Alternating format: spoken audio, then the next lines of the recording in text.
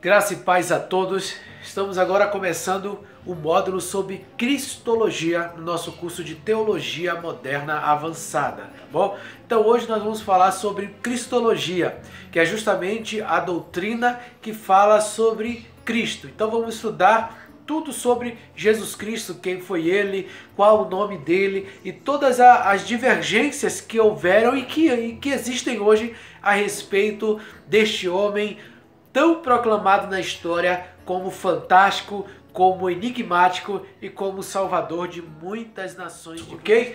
Então falaremos sobre Cristologia, mas primeiro para identificarmos a grande problemática que existe, qual o nome do Filho de Deus. Nós vemos aqui durante muitos anos pessoas chamando Jesus Cristo, Jesus, mas afinal de contas, esse nome dele é real? Qual seria o nome verdadeiro do Filho de Deus, que se chamaria a salvação do nome do Pai, ou seja, a salvação de Deus, tá bom? Então, percorrendo aí muitos estudos etimológicos a respeito do nome, nós temos que entender que Jesus era hebreu, e por ser hebreu, então seu nome era hebraico. Se o nome do Filho de Deus era hebraico, então, gente, nós já vamos ter um grande problema aqui, principalmente com essa letra J, que você já aprendeu aqui no nosso curso, que a letra J surgiu ali por volta do século XV e XVI, tá? E ela não faz parte dos originais, das línguas originais. Ela não faz parte nem do hebraico, nem do aramaico e nem do grego, tá bom? Então, esse nome Jesus, esse J que está ali, como você já conheceu, não pode ser o nome do Filho do Eterno. Se não é o nome do Filho do Eterno, professor, então qual é o nome dele? Eu vou te dar aqui apenas algumas dicas. Primeiro, nós tínhamos que desvendar o nome do Pai, como fizemos na aula no módulo passado sobre teontologia. Nós falamos um pouco sobre o nome do Eterno e descobrimos que o nome dele é formado de 4 consoantes, certo? O Yud, o Re, o Vav e o Re. Então são 4 consoantes hebraicas que não existe pronunciamento na nossa língua ocidental, ok?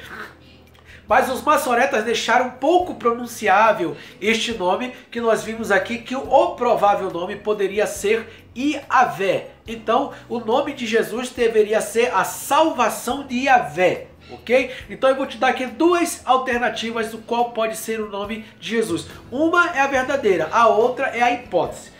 A primeira verdadeira que pode ser o nome de Jesus seria colocar justamente o Yod, Re, Vav, Re, mais Shua, que significa salvação em hebraico. Então, a salvação de Yod, Re, Vav, Re, esse é o nome verdadeiro. Como não conseguimos pronunciar, então a gente pegou ali aquela pronúncia vocálica dos maçoretas e que ficou Iavé, Iavé, Shua. Poderia até ser assim. Se o nome for Iavé, então seria Iavé Shua. Seria o nome de Deus e a salvação de Iavé, tá bom? Então, como não se tem a pronúncia correta, pode-se dizer assim, do nome de Deus, então logicamente o nome do Filho também ficará em oculto. Mas a escrita mais certa seria assim, tá? O nome é tetragrama sagrado, mas Shua, que é salvação em hebraico, ok? Então, estejam certos de que não é Jesus, porque o J não fazia parte da escrita original hebraica, nem grega, nem aramaica, tá?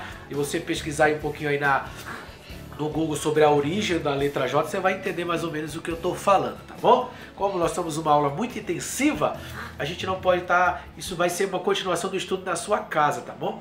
Ó, a grande problemática para se estudar uma cristologia ou para se nascer a matéria cristologia foi justamente em cima dessa problemática aqui. Jesus, o homem ou Deus? Jesus, Deus, homem junto, homem, Deus.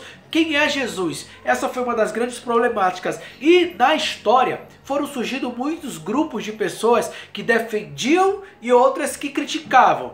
A defesa só surgiu depois que apareceram as críticas na história. Eu vou aqui relacionar para você agora alguns grupos de pessoas, tá, que foram contra ou que questionaram justamente a personalidade de Jesus, tá, como um Deus. E aí surgiu a necessidade da cristologia, de se estudar sobre ele para se defender as coisas a respeito de Jesus. Um dos grupos relatados nas histórias que eu quero relatar aqui para você, tá bom? Isso parte desde o concílio de Éfeso, tá? É o concílio de Nicéia, desculpa. Desde o concílio de Nicéia é que surge a problemática de Jesus ser ou não ser Deus. Tá? Nós já vimos aqui, você já aprendeu isso em bibliologia, que um dos carinhas que foram contra a divindade de Cristo foi um cara chamado Ário, que teve uma luta teológica com Atanásio. Então, Ário e Atanásio disputaram uma disputa teológica ali para definir se Jesus era Deus ou não. Mas existiam grupos de pessoas, grupos judeus, grupos de estudiosos que defendiam a não divindade de Cristo. Um deles aqui, tirando o foco do pessoal que você viu aqui já na aula de biologia, vamos falar sobre os ebionitas. Ó, ebionitas. Esse grupo de pessoas aqui, para você ter uma ideia, eles são de origem desconhecida. Na busca de defender o monoteísmo, negavam a divindade de Cristo. Eles o consideravam um simples homem, filho de José e Maria, qualificado em seu batismo para ser o Messias, pela descida do Espírito Santo sobre ele. Olha que coisa interessante, gente. Tá? Quando recebeu o Espírito Santo, conscientizou-se de que era o Messias. Afirmam que era necessário obedecer todos os mandamentos da lei de Moisés, inclusive a circuncisão. Veja que os ebionitas defendiam que Jesus ele passa a ser filho de Deus, ou passa a ter consciência de que é o Messias somente após o batismo. Tá? Ou seja, ele desceu as águas batismais, e ali, quando o Espírito Santo, em forma de pomba, desceu sobre ele, ele então tomou consciência de que era o Messias, o enviado, e aí teve que mudar a sua missão. Até porque os primeiros anos de vida de Jesus, da sua infância, elas são ocultadas na Bíblia que você tem hoje. Tá? Mas, segundo os ebionitas, ele passa a ser, ele é tipo comissionado, chamado a ser após o batismo, sendo que ele tinha uma vida normal antes, apenas filho de José e Maria. Dizem aqui, segundo os ebionitas, que Jesus veio de uma conjunção carnal, não foi de uma conjunção divina para com uma mulher, ele veio de uma conjunção carnal. Até porque, gente, afirmar que Jesus veio de uma conjunção divina com uma mulher está muito parecido com outros mitos gregos, tá? Com muita mitologia grega, muita mitologia sumeriana, muita mitologia babilônica, que um deus desce e coabita com uma mulher e nasce um semideus. Então no judaísmo não foi diferente. Na história de Jesus, criou-se uma história em cima disso, e que o Espírito Santo engravidou Maria, muito parecida com as histórias míticas de povos que são anteriores ao judaísmo. Porém, os ebionitas não acreditavam dessa forma. Diziam que sim, Jesus veio de uma conjunção carnal entre José e Maria, e aí nasceu Jesus, uma criança normal, que seria chamada e escolhida após o seu batismo. Esses eram os ebionitas. Tem outra classe de pessoas aqui que também eram contra a ideia de que Jesus era um Deus, tá, gente? Olha só, nós temos aqui os alogianos. Alogianos. Olha aqui, ó. Os alogianos, deixa eu ler para você aqui. Rejeitavam os escritos de João porque entendiam que sua doutrina do Logos estava em conflito com o restante do Novo Testamento. Acreditavam que o Evangelho de João e o Apocalipse tivessem sido escritos por Cerinto, fundados na escola gnóstica. Também viam Jesus apenas como um homem, nascido miraculosamente de uma virgem, e que o batismo recebera o Espírito Santo. Tá? Recebendo poder sobrenaturais, surgiram por volta de 200 depois de Cristo. Então os alogianos, eles apenas rejeitavam a ênfase que João dava à divindade de Cristo. Acreditavam-se sim que ele tinha vindo de uma conjunção sobrenatural de Maria, que era virgem naquela época, segundo eles. Mas desprezavam total ênfase à divindade sobrenatural de Cristo. Jesus sim era o Messias escolhido, mas não tinha lá tanto esse ibope divino que João tinha dado para ir no Novo Testamento. Assim acreditavam os alogianos, tá bom, gente? Que surgiram ali por volta de 200 depois de Cristo. Outro grupo são o monarquismo, tá? Monarquismo foi o outro grupo que surgiu. Eles enfatizavam a unidade absoluta de Deus, que conflitava com a doutrina da Trindade, que vê Deus em uma unidade composta de Pai, Filho e Espírito Santo. Dividia-se em monarquismo dinâmico e monarquismo modalista. Então o monarquismo rejeitava a ideia da Trindade que nós conhecemos hoje, tá? Então vamos ver aqui mais à frente os outros grupos que existem. Então, esse monarquismo, ele rejeitava a ideia da Trindade. Diziam que Deus existia sim em Jesus Cristo, mas não acreditavam na hipótese de Deus ter sido dividido em três, ou três manifestações diferentes, como acredita hoje o cristianismo, tá bom? Que é a única religião na face da Terra que consegue dividir Deus em três e acreditar numa triunidade divina, tá bom? Outros são o gnosticismo. O gnosticismo originou-se provavelmente na Ásia Menor entre os anos de 135 e 200 depois de Cristo. Estes foram profundamente influenciados pela concepção dualista dos gregos, em que a matéria entendida como inteiramente má é descrita como completamente oposta ao espírito. Rejeitavam a ideia de uma encarnação e de uma manifestação de Deus em forma visível, visto que isto envolveria um contato direto com o espírito, com a matéria, bem como o mal espírito versus a carne. Então, o que os gnósticos acreditavam?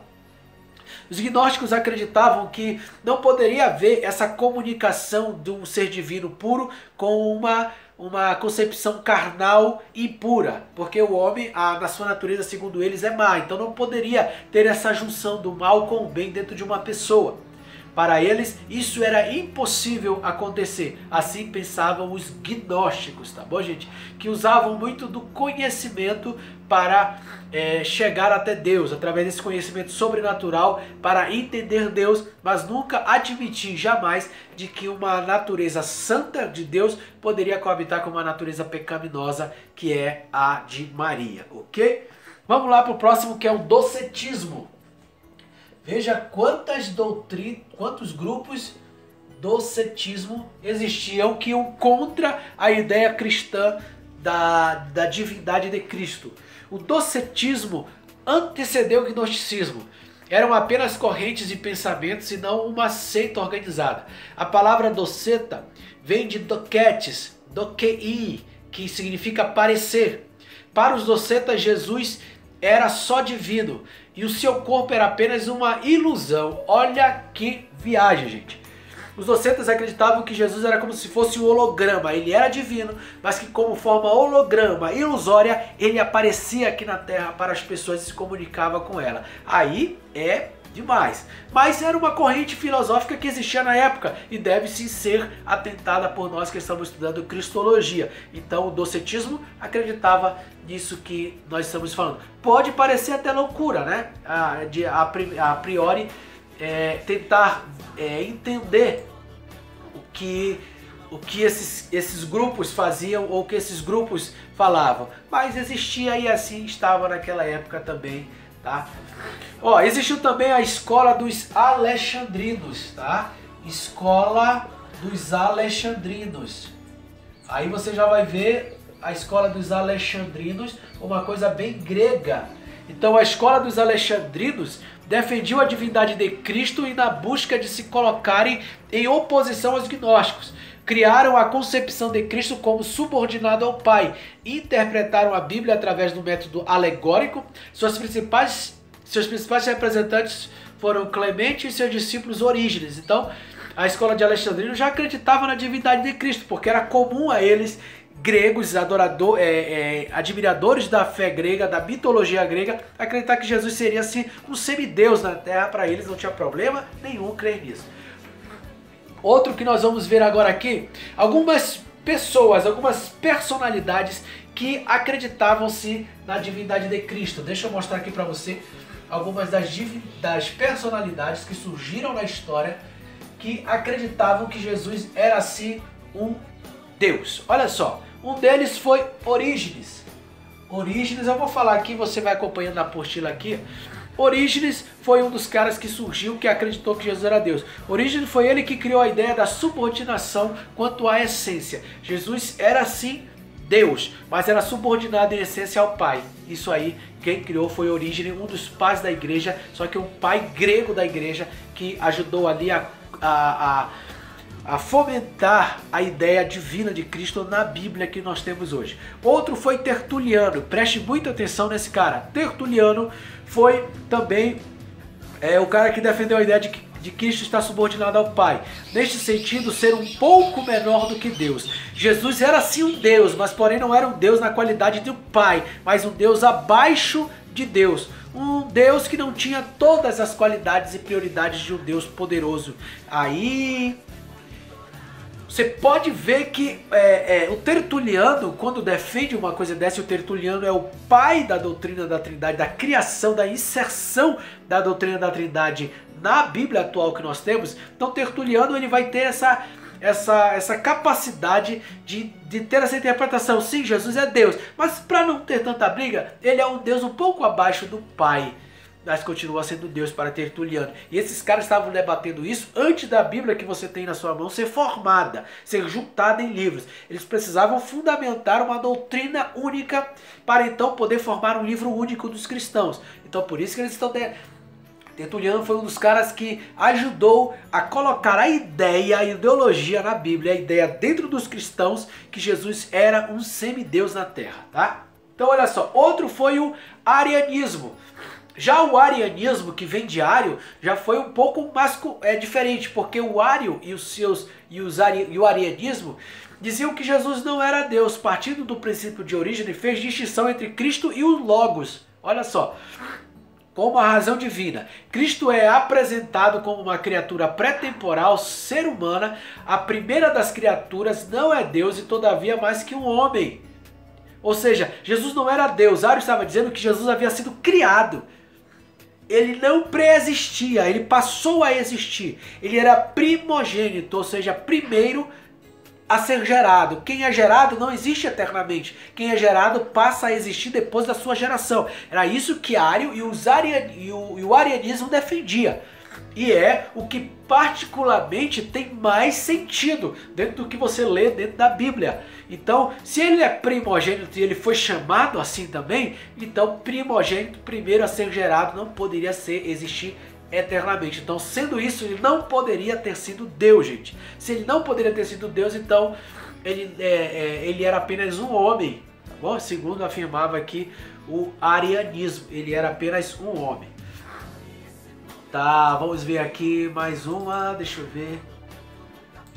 Tá, eu havia esquecido antes dos grupos que eu coloquei aqui sobre os adocionistas, que também foi um grupo, você anota aí, porque eu creio que não veio na apostila essa parte do adocionista.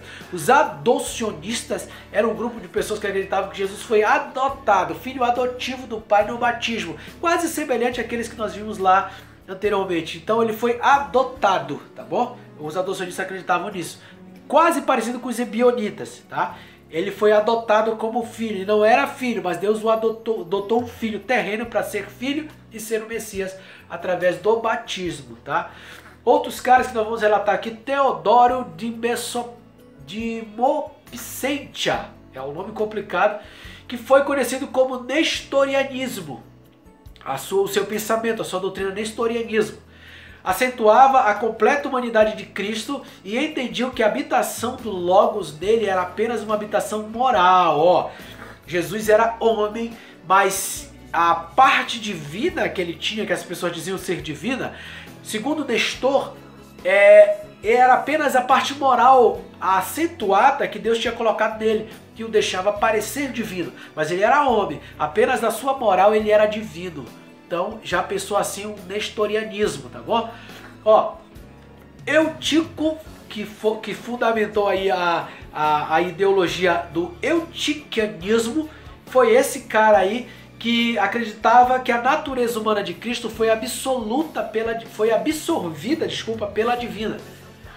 Tá? E que as duas se fundiam, resultando numa só natureza, uma terceira natureza. O cara foi mais louco e mais longe ainda.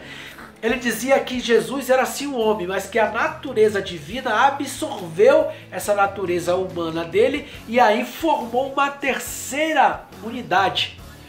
Devido a essa mistura que houve, ele quase perdeu toda a sua unidade humana e formou aí uma terceira, um terceiro elemento que aí era definido como Jesus.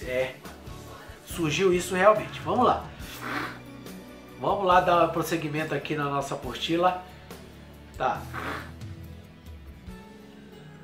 Olha só, após o concílio de Calcedônia, o erro eutiquiano continuou e os monofistas e os monoteístas, mas finalmente foi dominado pela igreja. Ou seja, esses movimentos que eu mostrei para vocês aqui, eles foram dominados pela igreja. Que igreja? Igreja Católica Apostólica Romana. Ela domina, abafa quando não mata e tenta apagar da história qualquer vestígio desses grupos serem fomentados a duvidarem da divindade de Cristo. Mas os grupos, eles mataram alguns, mas as ideias foram e permanecem até os dias de hoje. Hoje tem grupo de pessoas que não acreditam que Jesus é Deus, gente, tá?